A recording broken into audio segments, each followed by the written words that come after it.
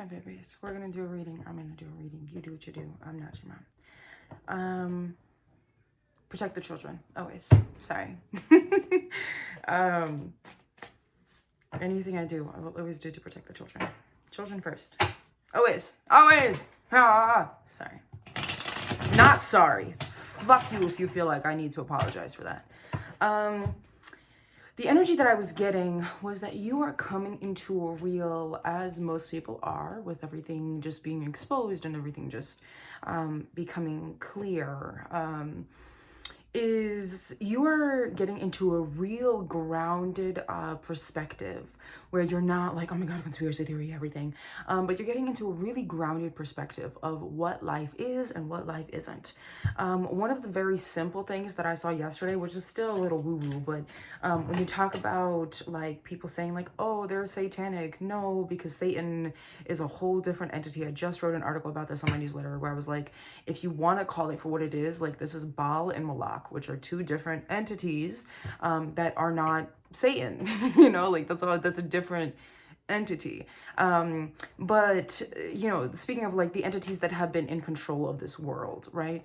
One of the things that I recently saw about the importance of identity, the importance of my biggest thing, right? Everyone, I feel like every spiritual person has their one area of expertise, right?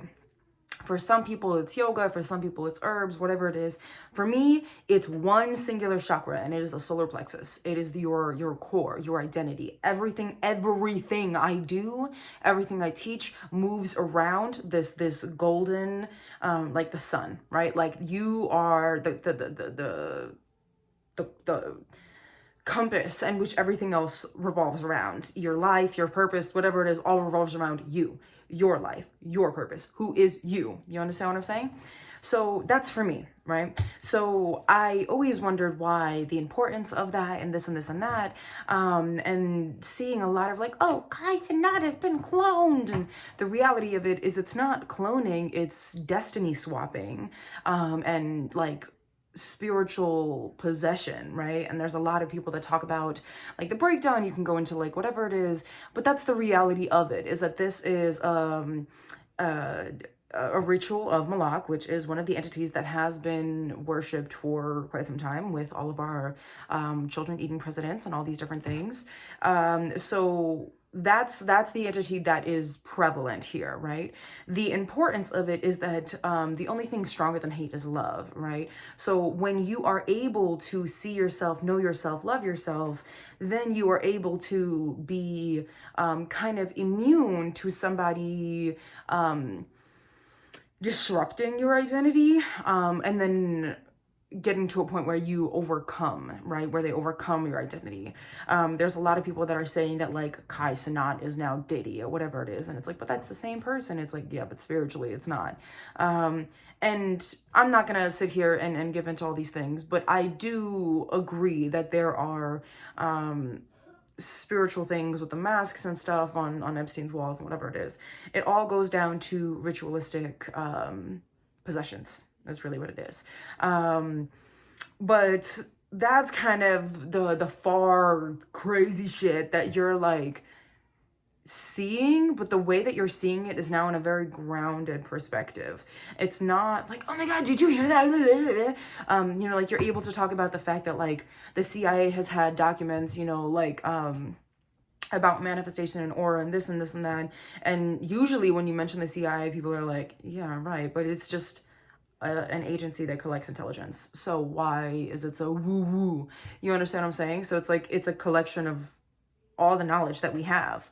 Why is it so to talk about intelligence, right? And then we talk about the idea that like people aren't as intelligent now and all these different, anyhow, you're seeing elements add up to a space where it's very grounded. You're like, okay, so some of the conspiracy theories that have been conspiracy theorying and all this different stuff are as real as they are.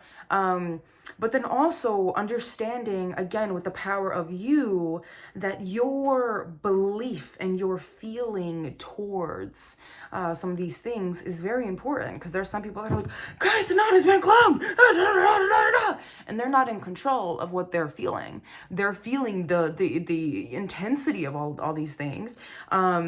And that's what makes you susceptible to these things in the future anyway. You know what I'm saying? So be in control of your own life and of your own feelings, of your own spirit. Within that, that's kind of the life that you're coming into, is that it's kind of like most recently you went through a phase where you were like, you know, like your eyes were open and you were like in shock. Excuse my cat. In shock of everything that you were seeing. And now you're like, okay, so like this stuff does exist, and here's how they're able to do it in a way that doesn't look so scary, you know, that's able to be normal, you know, like it's like an under the table, anywho. But you're understanding the things that you believe, right? And you're like, okay, so like this things, I don't believe in this, but I do believe in this. I don't think that, but da da da da da. A very simple example that I personally was able to see is that Love It lady who was pleasing a dolphin. There was a lot of like woo woo about it. And the reality of the story, like the facts of the story was it was sexual abuse and then like animal abuse after that, to push a result for a research study. So, you know, like the very grounded experience of that, and I hope that people don't misunderstand me, is that this woman thought that she was doing a service to whatever study that she was doing by saying, well, I have to push through this study because we're going to run out of funding. And the only way I can do that is if I, you know, if I get this dolphin what he needs. So, you know, a lot of people are like, that's so gross and this and this and that. But the very grounded reality is that in her mind, it made sense because of the circumstances that went around. So like different things like that, where you're like not seeing the story of like, oh my God, the dolphin was in love with her. Like the dolphin was abused on physically, mentally, sexually. He was drugged, you know, like there was so many things that were going on.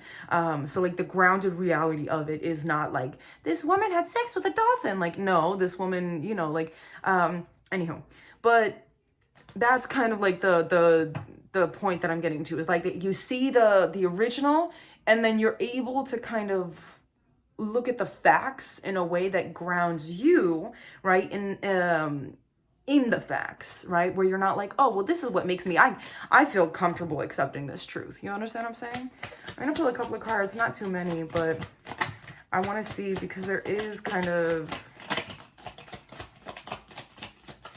not too many, 100 cards come out.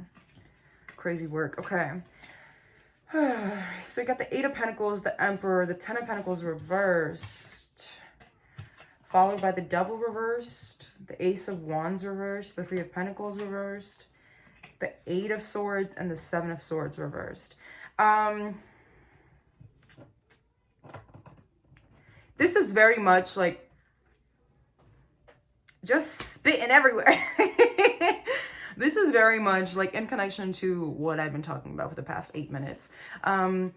You are building an identity. There's a lot of people that are like, oh, the divine feminine has to wake up. The divine feminine has to wake up.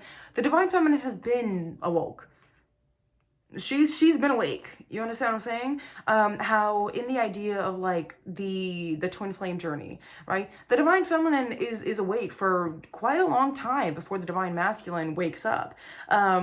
But what's happening is that there now needs to be a call for the Emperor, right? The divine masculine to awaken. The divine feminine, we don't need her to wake up anymore. She's awake. She's good. She's here, right? You don't need to. We've been calling on her to wake up for you know, like a couple decades now. Like she's good. She's here. She's awake. She's doing her thing. That's why we're seeing all these uncovers, because she's nurturing the possibilities, the creation for these things to come in, like into fruition or out of fruition.